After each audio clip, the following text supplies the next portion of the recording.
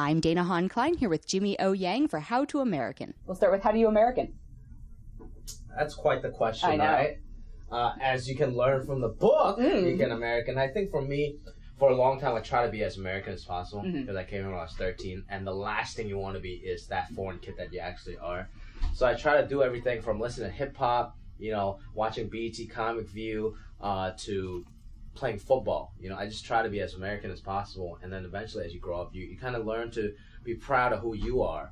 And I think now I've learned that, maybe I'm just as Chinese as I'm American, and that's part of the American experience, right? Was it weird for you coming here and not seeing anyone who looked like you on screen, more or less?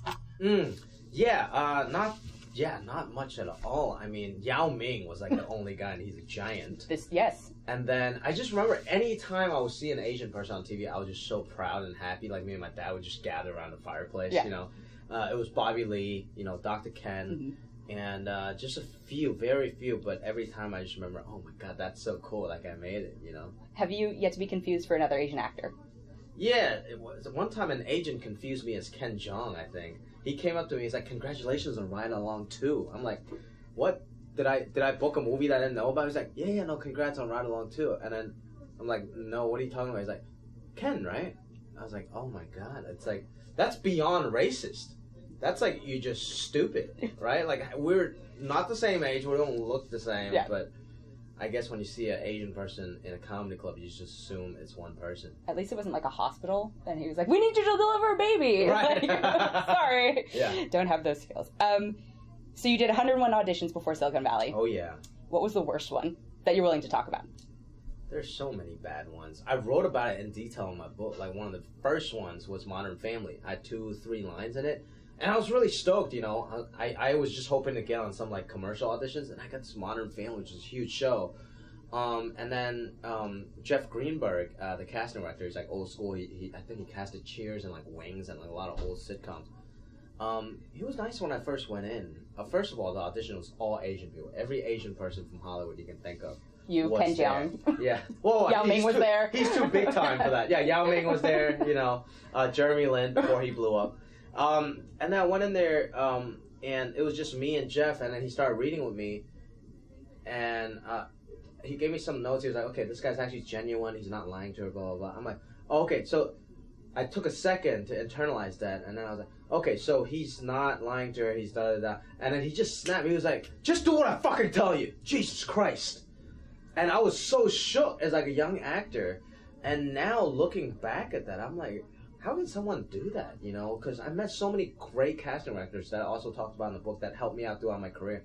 And they're the most nurturing, kindest people. But for somebody to do that to, like, just like a young, naive and maybe not so confident, new actor, that was tough. Yeah. It seemed like you didn't do anything wrong. And you didn't do anything wrong. But, clearly there was some unwritten code of, you fucked up. That's what I thought, right? I was trying to decipher the code. I'm like, am I not supposed to ask a question back to the casting director? Is that a faux pas? Yeah. But I think now I realize he was just a complete asshole. There was no code, so fuck him. I hope he sees this. Yeah. I hope so, too. He's a fucking dick.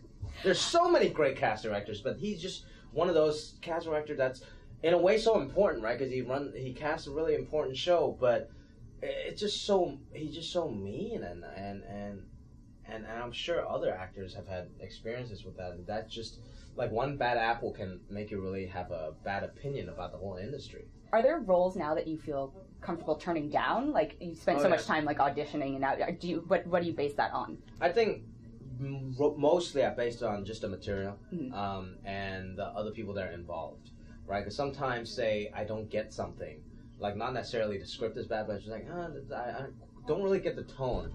But then if somebody that I really respect is involved, I'm like, okay, there might be something there. The dominoes always falls that way, right? Like if you can get Harrison Ford in your movie, then everybody's gonna do that movie. Right. So I guess I'm guilty of that too.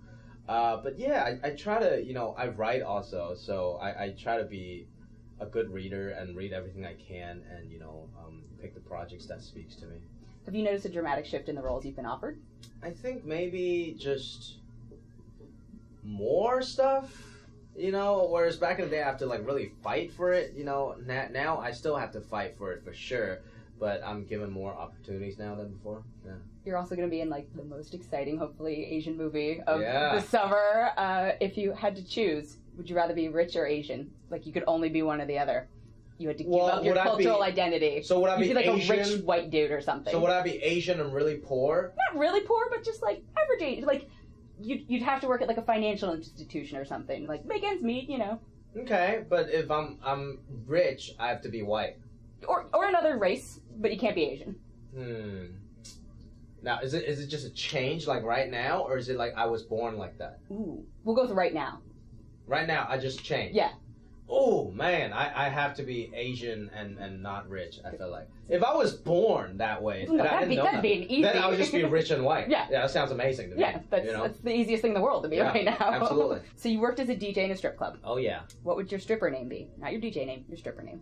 I think it will be the same name that I went on stage the first time on an open mic as. Lowball Jim. What would your stripper song be? Like your go-to? Jeremiah featuring 50 Cent, Down on Me. That was the anthem when I was DJing at a strip club. And then the book editor, I wrote it in the book, and the editor kept changing Jeremiah to like Jeremiah with an A. I'm like, come on. Someone did not watch BET growing up. Jesus Christ. So, because you're on Silicon Valley, do people expect you to know about technology? Like, do people come up to you and like pitch you app ideas? It's not like pitch, but they almost want me to know it. Then it would be so cool. Then I'm like the insider that is also an actor. But when I say I don't, they don't really get mad. But I do certain things that I think it's popular in Silicon Valley. You know, I'm kind of geeky. I like all like the electric scooters, e-bikes. You know, I play Overwatch. I play Fortnite every now and then. So when I say that, I think people get a kick out of it. But I'm not like a computer whiz or anything like that. Do you have an octopus, Rich? Do I have an octopus? Actually, I went over to Facebook, who owns Oculus Rift now, and I tried out their demo. And one of the person on their team made me 8 octopus recipes of the Oculus logo. It was so cute. That's extra. That's adorable. It was they didn't really bring you a hot dog? For months I couldn't eat a hot dog after the episode aired. People were just laughing at me. I believe that. But it's a good thing. Do you think there will ever be a day that you will be able to just change your handles, if it was available, to @funnydude? @funnydude? Yes. Instead of you didn't need or want the Asian part. I thought about that, just changing my name, just Jimmy O Yang or something like that. Because sometimes that name is a little bit hypocritical, because I keep telling people, or I keep telling myself, I don't want to just be a good Asian actor, I want to be a good actor. Right. But the name is such a joke in itself. I think people should understand, like, not everything's that serious. So, yeah, I would change it if the name's available.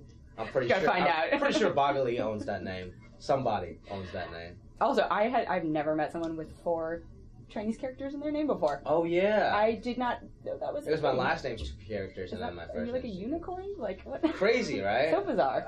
I think that's like cool in Chinese culture, but it's neither here or there. Right. It just confuses people. It was just very interesting to learn. Yeah. What inspires you? I think people that I grew up watching and I actually meet, and they're actually the nicest, most down to earth people. And also people that just, I think, creatively willing to take chances. Even somebody as pop culture as Lady Gaga. I just think she's always pushing the envelope, and it's like really interesting to me. And she's actually talented, not just a pop star. She can actually sing, which I respect a lot. She's amazing. Yeah. What frustrates you? What frustrates me? I think is people that don't get me. Either they don't understand, okay, I'm an actor doing Jing Yang, I'm not just this guy, or right, or I am more than just a comedian. I'm also, I could be a dramatic actor. You've been a dramatic actor, right? Yeah. So I think it's people that don't get me as just an artist, without sounding too highfalutin, but but just pigeonhole me into certain things. Yeah. What's one thing you wish you had more time for? I love that Denzel. That made me think of that Denzel line in Man on Fire. I wish you had more time, where he stuck a bomb in that guy's butthole and he was gonna blow up, and it was awesome. What I wish I had more time for? I think writing. whenever I write something, it seems like the day just goes by really fast, and then it's such a long process where it's writing book and script or even jokes. You gotta keep rewriting, you know. It's not that maybe it's not that I wish I had more time for it. It's I wish that process would condense itself a little, you know. How do you define success now versus earlier in your career? Interesting. I think success earlier in my career is certain tangible goals, like getting on a TV show, making this amount of money, living by myself, right? Now it's just, I think, a more personal satisfaction. Like, I'm pretty comfortable. I love what I do. And it's just, you know, being grateful, and like here, I'm at the punchline. I'm just trying to enjoy the moment, you know, instead of complaining, oh my God, I gotta do this, do that. It just, I gotta enjoy this. Also, meeting Snoop Dogg. Yes, meeting Snoop Dogg. Yeah. Growing up, who was your favorite fictional hero or heroine, in the sense of a protagonist, not like a superhero necessarily? I think Jim Carrey. I mean, I know he's a real person, but all the different characters he plays, Ace Ventura, Mask, you know, even the Truman Show, all those things, it just seemed like he was such a character of all kinds, and he's like a superhero of some kind, you know, and the Asian counterpart of that, growing up in Hong Kong, was Stephen Chow. Like, he was definitely a hero of mine too. What is your favorite Chinese dish? Oh, so hard to say. Oh my God, I think, just like a nice, simple xiaolong bao, you know? Yeah. What's a guilty pleasure of yours? Xiaolong bao. You shouldn't feel guilty about that. Food, I think, in general, not too guilty. Weed, no, I don't feel guilty about that. Yeah. I don't feel guilty about. Well, gambling, no, I don't really gamble that much. Yeah. Don't become a stereotype. Strippers, no, I'm kidding. Does your father still send you career builder emails, or has it changed to like casting calls? And have you stolen any more roles from him? No, he finally stopped sending me careerbuilder.com emails once I made it in a Chinese newspaper. Now he's passing out those Chinese newspapers to his Chinese relatives. And my last question is, what's up next for you? Ooh, I think I want to turn this book into a show or a movie. That I really want to do. Maybe that's life after Silicon Valley. And just more meaningful movie roles. Something more like Patriots Day. And certain biopics. And maybe a sequel to Crazy Rich Asians. We'll see. Hopefully we'll get to make that. I thought you were going to say a sequel to Patriots Day, and I was like, God, no! No! Definitely not. Would you want to star in your own yeah, or who would you cast as you, if you had to cast someone else? If you were showrunning and you were too busy. Matt Damon. Not Scarlett Johansson? Scarlett Johansson would probably be a better answer.